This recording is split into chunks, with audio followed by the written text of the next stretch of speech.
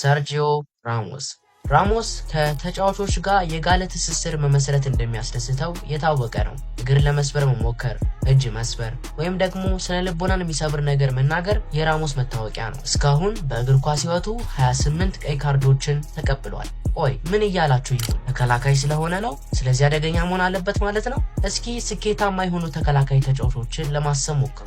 ለምሳሌ ለባርሳ ለ10 ዓመት ወሳኝ ተከላካይ ሆኖ የቆየው ካርለስ ፑዮልን አስቡ። እሱ በእግር ኳስ ህይወቱ የወጣበት 4 ቀይ ካርድ ብቻ ነው። እንዲሁም ለ20 ዓመት በእግር ኳስ ተከላካይ ሆኖ የቆየውን የዩናይትድ ሪዮን ለማሰብ ሞክሩ።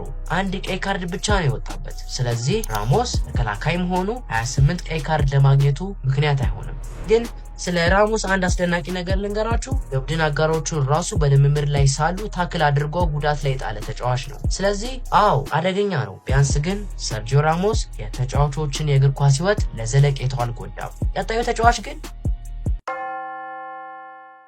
እግር ኳስን እንደ ጦርነት የሚመለከት ተጫዋች ከተባለ ሮይ ኬንን መጥራት ግዴታ ነው። ታክሎቹ ተጫዋቾችን ብቻና ብቻ ያነጣጠሩ ናቸው። ለዚህም በእግር ኳስ ህይወቱ 11 ቀይ ካርዶችን በማግኘት የ18ኛ ቦታውን ይዟል። ከሁሉ ግን አደገኛ የሚለውን ስያሜ የሚያሳድገው በ2001 ያደረገው የበቀል ድርጊት ነው።